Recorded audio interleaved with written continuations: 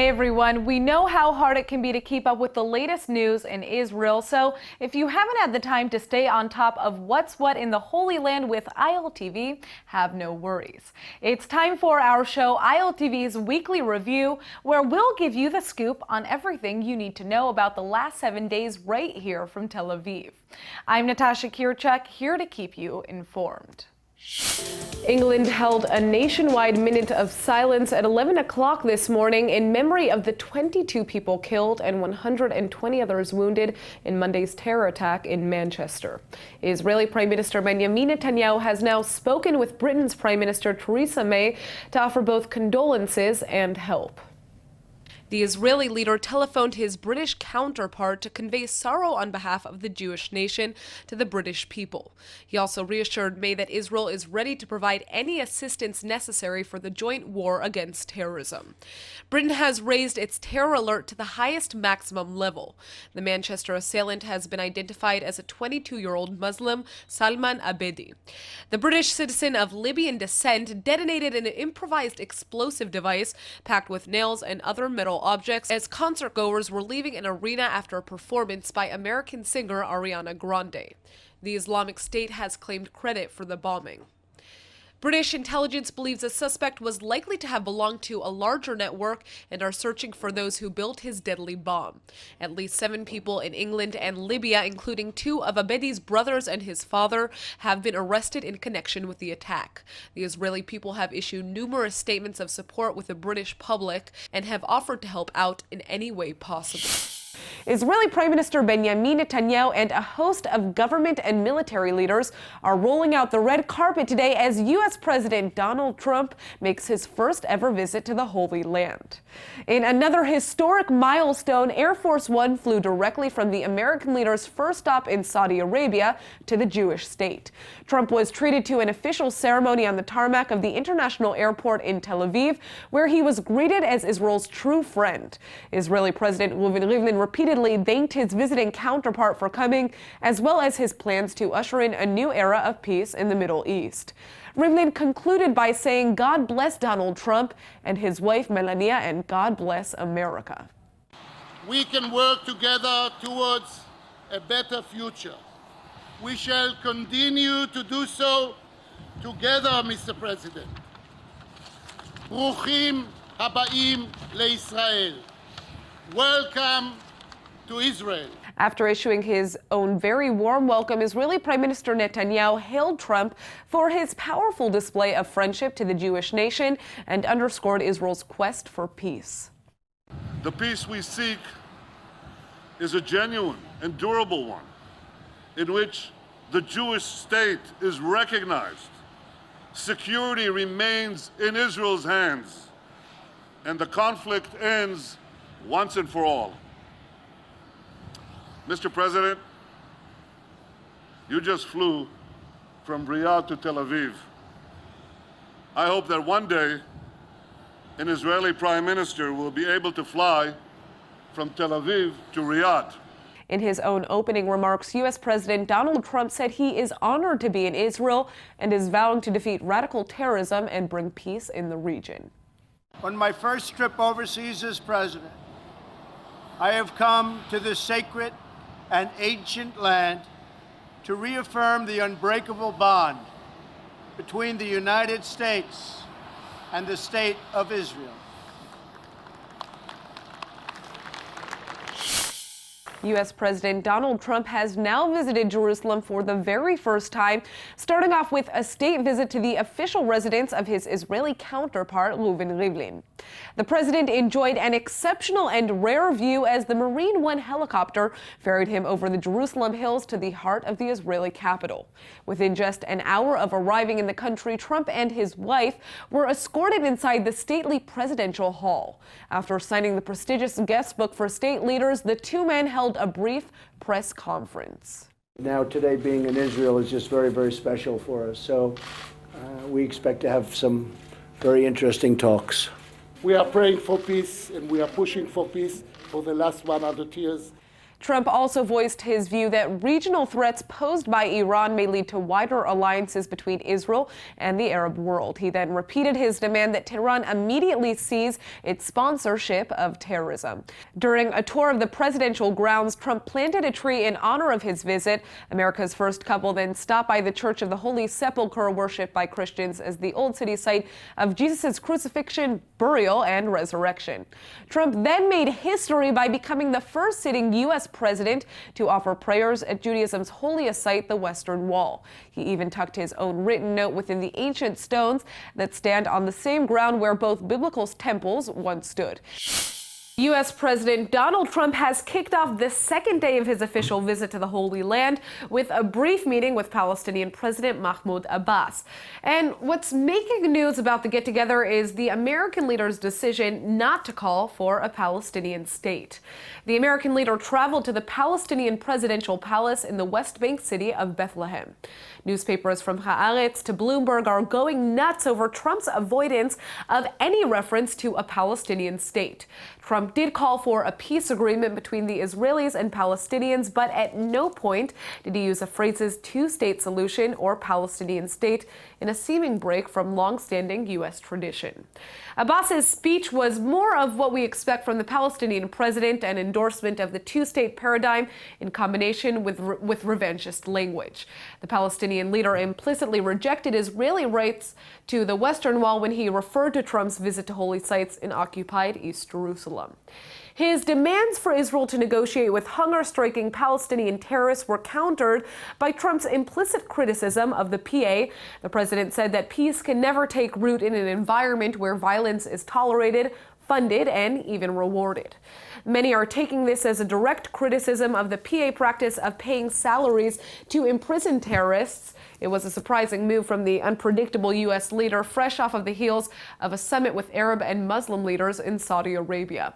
Trump is promising that the Arab nations are on board with his plans, but are they ready to give up on a Palestinian state?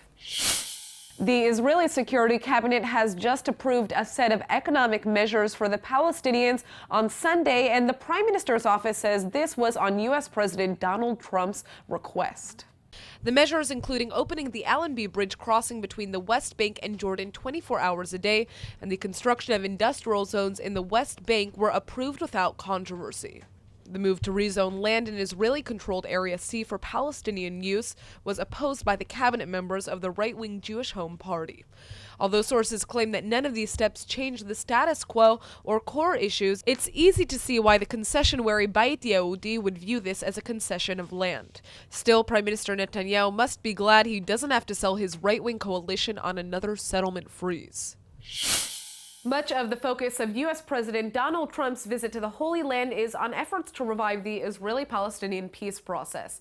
In addition to that, one of the strongest messages coming out of the president's Middle East trip is that Iranian aggression might actually be succeeding in pushing Arab countries together in a positive way, while paving a much deeper path to friendship with Israel. The leader came to Jerusalem directly from Riyadh, where he met with more than 50 leaders of Arab and Muslim nations. I will say I just left Saudi Arabia. The king, we had an amazing 2 days, and their feeling toward Israel is really very positive. Tremendous progress has been made. I think a lot of that progress has been made because of the aggression of Iran, and it's forcing people together in a very positive way. The fact that you've taken a very strong position on Iran, different position, not only helps security, but also helps propel the possibility of reconciliation and peace between Israel and Iran. And that will help reconciliation between Israel and Palestinians. Of course, not all of that I like to discuss before the cameras, but I do look forward to our discussions, which I think are pregnant with possibilities. It's no surprise that Israel doesn't love Iran based on Tehran's threats against the very existence of the Jewish state. Many Sunni Arab states also hold highly negative views of the radical Shiite Islamic Republic based on its territorial intervention and support of regional terrorism. These leaders voice concerns we all share about ISIS, about Iran's rising ambitions and rolling back its gains, and about the menace of extremism that has spread through too many parts of the Muslim world. I'm encouraged that they pledge cooperation to confront terrorism and the hateful ideology that drives it so hard. It won't be simple, but for the first time in many years, and Mr. President, for the first time in my lifetime, I see a real hope for change. The Arab leaders who you met yesterday could help change the atmosphere, and they could help create the conditions for a realistic peace. These are all great signs on your historic visit. For now, U.S. President Donald Trump is in Saudi Arabia today to address the leaders of 50 Muslim-majority countries. Riyadh's the first stop on the American leader's first foreign trip abroad, which encompasses a 9-day trek to the Middle East and Europe. Trump's speech centers on the battle between good and evil, although he's not expected to use the term radical Islamist terrorism to avoid offending his hosts. He will make a call, though, for the Arab world to drive terrorists out of their places of worship. He's also going to be holding private talks with the leaders of a few countries like Egypt and Qatar after meeting with the Gulf Cooperation Council. So far, Trump's already inked a major $100 billion arms deal with Riyadh that's effective immediately, as well as another military agreement that's worth $350 billion over the next 10 years. He's largely been able to avoid questions from the press over several controversies raging back home, related to his firing of FBI Director James Comey, as well as investigations into links between his administration and Russia. It remains to be seen if there's going to be any fallout over his sharing of sensitive national security information with Russian officials, which may have been provided by Israel. Trump is scheduled to leave Saudi Arabia tomorrow morning for his visit to Jerusalem, the holiest site in Judaism. Most analysts think the trip's not so much about substance, but more about making a good impression. These first visits are really about personal relationship building much more than policy, and that ought to be a place where Trump really shines because he believes very strongly, he writes in Art of the Deal that everything comes down to personal relationships. And he will certainly be met by a number of leaders who very much want to have good relationships with him. So in Israel, Benjamin Netanyahu will very much want to create a strong personal relationship that can override some of the turbulence we've seen there already. Same with the Saudis. Same, frankly, with some European leaders who, whatever they may think in private about things that he's said, don't feel that it's in anybody's interest to have open conflict with an American leader. But in all cases, they'll be sort of hedged in by their publics who are much more skeptical. What you want is that at the end of it, leaders come away with a clearer sense of this is what the administration really stands for. And I don't know that we're going to get that. Meanwhile, 2 Likud ministers are now the first Israeli officials to respond to the new U.S.-Saudi arms deal, and they're voicing plenty of concern. Energy Minister Yuval Steinitz is pointing out that it's imperative for Israel to retain its qualitative military edge in the region, and is pointing out that the Jewish state considers Saudi Arabia to be a hostile country. He's also indicating that Jerusalem wasn't consulted before Washington signed the massive military agreement with Riyadh, and that Israel should have been given some sort of explanation. The U.S.-Saudi arrangement is ostensibly aimed at strengthening the Sunni kingdom's defenses against Iran, while Israeli Intelligence Minister Israel Katz is also voicing how critical it is to preserve the Jewish state's military edge. He's sounding cautiously optimistic that President Trump's Mideast tour will bolster anti-Iran alliances in the region. Katz says a strengthening of forces against Tehran presents an opportunity to advance regional security and economic cooperation as a foundation for regional peace. White House spokesman Sean Spicer sent out a tweet maintaining the defense agreement is the largest single arms deal in U.S. history. Trump also signed a number of other business deals with the kingdom, adding up to a total of $360 billion overall. We were so busy trying to keep you up to date on the news about U.S. President Donald Trump's lightning visit to the Holy Land that we didn't have time to cover some of the more twinge-worthy moments. So here's a quick look at some of the most attention-grabbing bloopers. First of all, it's abundantly clear that the White House needs to get a better spell checker.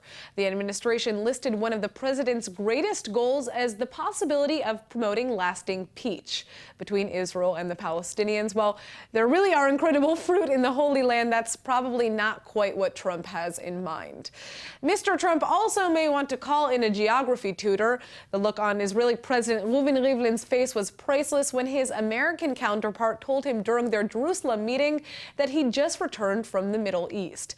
That's kind of funny since Israel is in the Middle East. The U.S.'s trouble in deciding where Jerusalem is was evident in other ways. During Trump's press conference with Israeli Prime Minister Benjamin Netanyahu on Monday, the White House feed identified the location as Jerusalem, Israel. But the following day, when the president spoke at the Israel Museum, the stream listed only Jerusalem. Meanwhile, after realizing Washington doesn't recognize a Palestinian state, it had to revise Trump's meeting with Mahmoud Abbas, the president of Palestine, to read the Palestinian Authority. Secretary of State Rex Tillerson, meanwhile, became the first person in history to call Tel Aviv the home of Judaism. That's news to the Jewish people who consider Jerusalem as their eternal capital. Now, many people thought Trump might have snubbed the Knesset by not speaking there, but it turns out Jerusalem canceled the event. Without naming names, let's just say some of the Knesset members are known for trying to grab headlines with disruptive behavior or heckling. Another awkward moment was when the Israeli premier mistakenly called Melania Trump the first wife. The proper title is, of course, First Lady, not to mention that she is actually the third woman that Trump has married. Melania almost burned up the internet herself by appearing to reject her husband's offer to hold hands on the tarmac of Israel's airport, and then once again after arriving in Italy. It's now the eve of Jerusalem Day, marking the 50th anniversary of the city's reunification under Israeli sovereignty. Israelis have never understood why the international community refuses to recognize Jerusalem as their capital. But for just a little while last night, Israelis finally got the recognition they've been craving from the White House, of all places. Even if it was a mistake, Israelis were happy to see the tagline Jerusalem, Israel on the official White House website. The location appeared on a notice announcing upcoming live-streamed comments expected from Israeli Prime Minister Benjamin Netanyahu and visiting U.S. President Donald Trump. The headline broke with decades of official American policy and it was later removed, although you can still find screen captures on YouTube. During other Trump-related events, by the way, the White House listed only Jerusalem without mention of a country. So far, no explanation has been forthcoming over the apparent slip-up, and even if it was short, Israelis are pleased to actually see Jerusalem finally identified as their city. Despite his campaign pledge to do so, the American president has not recognized Jerusalem as Israel's undivided capital. And during his visit here, he's never once referred to the city as even being part of the Jewish state.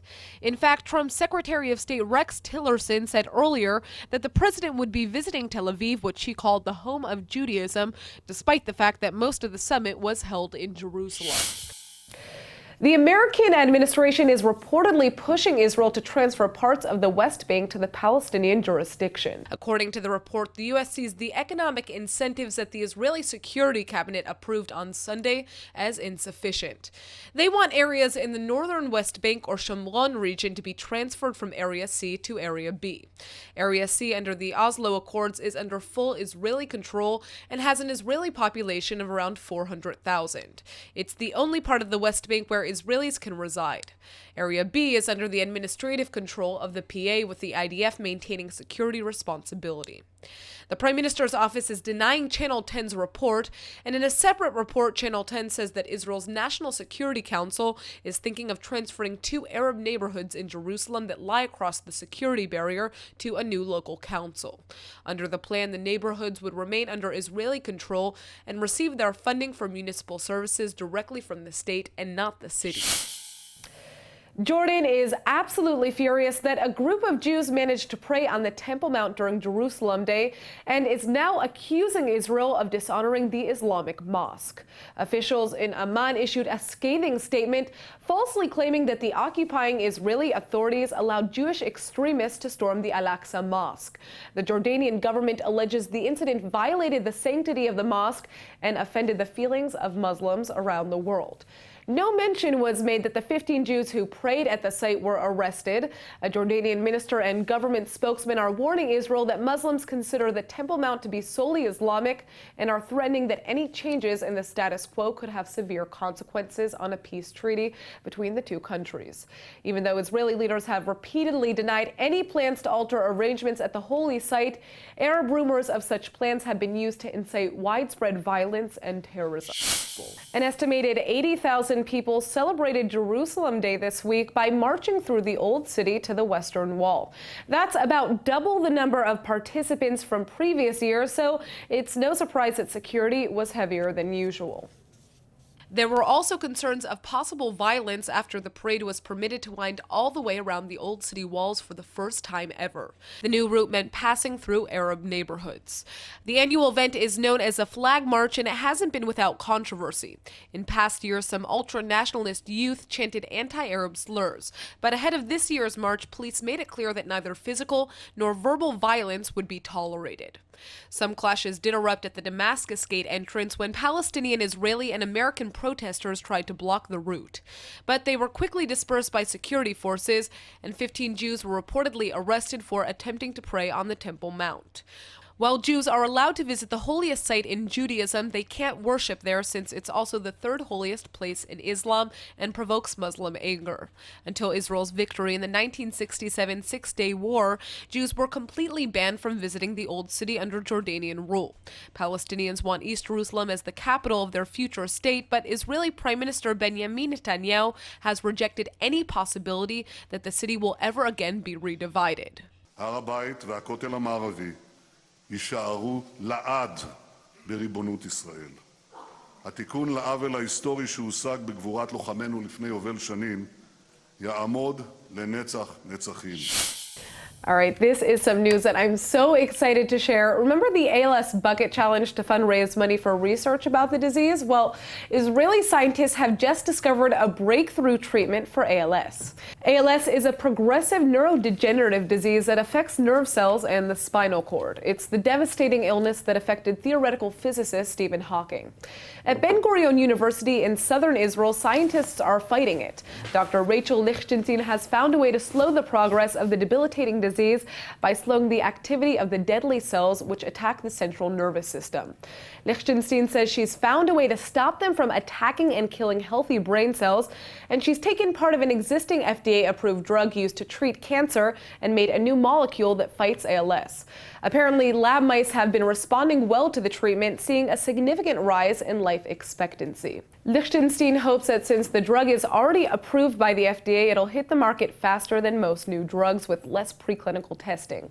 And that's not all. Researchers at the university think that the drug won't just treat ALS, it could have major implications on the life expectancy of Alzheimer's and Parkinson's patients. Right now, there is no cure for ALS, and a diagnosis means a death sentence.